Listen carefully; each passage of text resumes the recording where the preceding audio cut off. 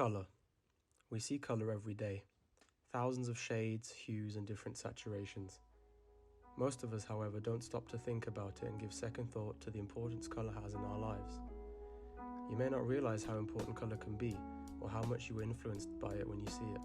Today we're going to dive into the world of colour in the area of visual storytelling such as films and television shows, and take a closer look at how it affects us as an audience and how filmmakers use their knowledge of colour theory to their advantage. Colour can control or enhance emotions, foreshadow information, and consciously and subconsciously grab the audience's attention. Filmmakers are specifically including certain colours into their work to deepen and help progress a narrative while creating beautiful and visually stunning images on screen. In the early days of cinema, filmmakers had to make do with black and white visuals for quite some time. While this wasn't a huge issue at first, as the concept of moving pictures was still a huge technological advancement at the time, and cameras in that age were only able to capture images in black and white, people eventually started experimenting with their footage and incorporating colour. Filmmakers started to take their black and white roll of film and dyeing the emulsion to tint the overall colour of the images. For example, for his film Intolerance, D.W. Griffith tinted his scenes in different colours to symbolise what era the section of the story was taking place in. This method allowed him to utilise colour to separate time and place within the story. Others would hand paint their rolls of film, which was painstaking work that would have taken ages. With the invention of Technicolor, a new age of visual storytelling emerged, and filmmakers were able to utilise this new process of 3-strip Technicolor to escape the bonds of monochrome and black and white visuals, and they were able to indulge in a world of bright colours and a vast array of stunning hues and saturations.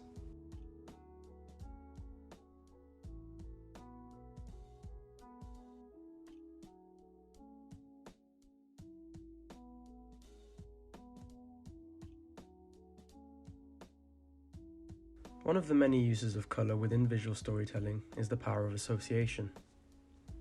Let's say a character is introduced wearing a certain colour. From this point onward, whenever we see the colour reoccur in the story, we know that it has something to do with this character. We see this in Quentin Tarantino's film Kill Bill. The protagonist of the film wears a yellow two-piece outfit that automatically draws our attention. We know where she is in the room and can distinguish her from a crowd immediately just from the colour of her clothes. The same approach is taken in the time travel TV show Dark, where the main character Jonas is always wearing his signature yellow raincoat, which lets us know what version of him we are seeing on screen. Let's take a look at the colour green. Green is used in a variety of ways throughout cinema and television, for example, to depict the beauty and the fertility of earth and life. It can embody nature and all its beauty.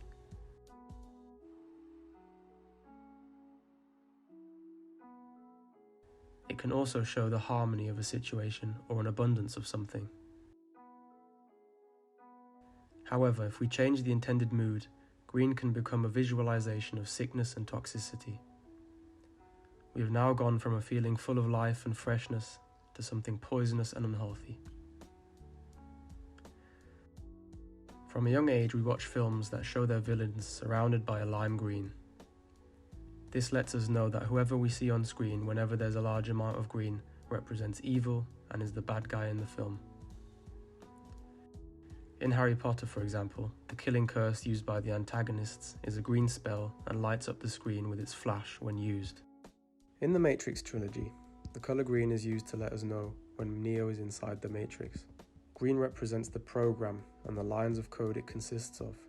So we now know whenever there's a green hue or a green tint to a scene, Neo is inside the simulation.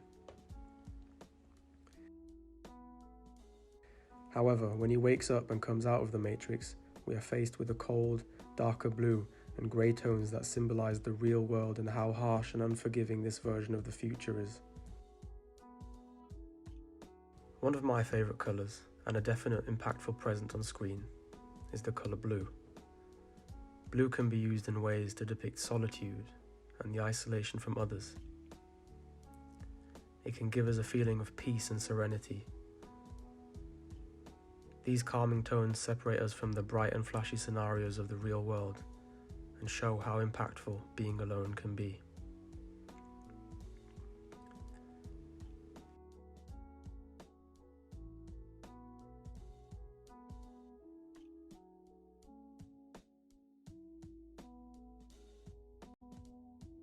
As blue is a quite cold colour, it doesn't come as a surprise that filmmakers use it to enhance the feeling of cold temperatures. Blue grips us, and with a screen awash with blue tones, we almost feel chilly just from watching a certain scene. The use of blue as a cold colour is wonderfully done in HBO's Game of Thrones. Whenever we see the North, where it's constantly wintry and cold, the characters and locations are surrounded by blue, from the dragon's fiery breath to the White Walker's eyes and aura. Danny Boyle uses blue in his film Sunshine to distinguish between the interior of the Icarus spaceship and the outside due to the nature of the crew's mission. The interior of the ship is a cool blue tone, while the outside rays from the sun are filled with heat and power.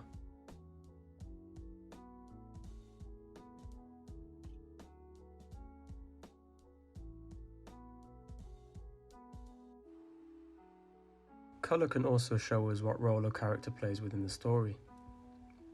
In some instances, blue are the good guys, such as in Tron or in the Star Wars series. In Star Wars, we can tell who belongs to the light side of the Force and the Jedi Knights just by the colour of their lightsaber. This same principle can apply to the depiction of the dark side of the Force and the Sith Lords. Their lightsabers are a deep red, and we know there is an antagonistic presence on screen whenever we see this caffeinated bright red standing out from everything else. It symbolises the power and the fear that comes with being a Sith Lord within the Star Wars universe. In Stanley Kubrick's film 2001: A Space Odyssey, the onboard computer HAL is associated with the colour red. In the scenes where Dr. Bowman tries to deactivate the onboard computer, the room is flooded with a red light, letting the audience know something is up and making them aware of HAL 9000's nefarious intent. With red being arguably the most impactful colour, the uses across visual storytelling are near endless. We often see red associated with violence, blood, and brutality.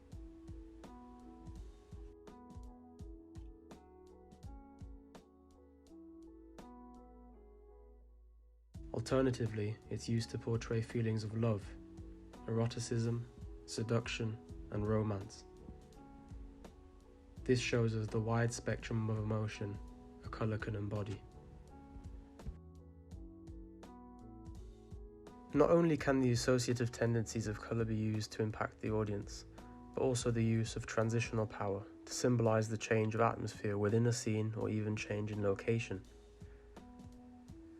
Guillermo del Toro's Pan's Labyrinth depicts the real world as a cold, dark place with deep blue and green tones. This enhances the feeling of gloominess that the protagonist has within her surroundings.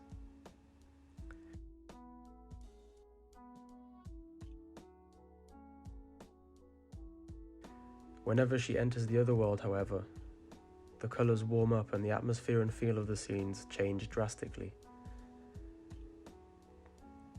This world gives off a more warm and welcoming energy. She feels invited and attracted to this magical place that stands in huge contrast to reality.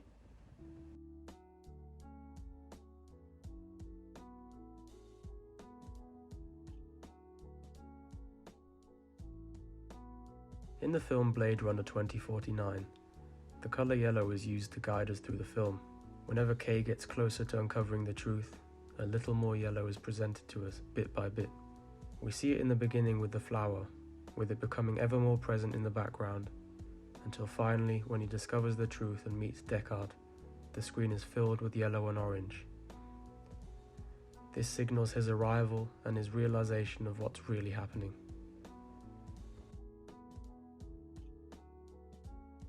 Now that we've taken a glimpse into the inner workings of colour within films and television, I hope you've been able to develop an appreciation and an interest for this vast and interesting subject area.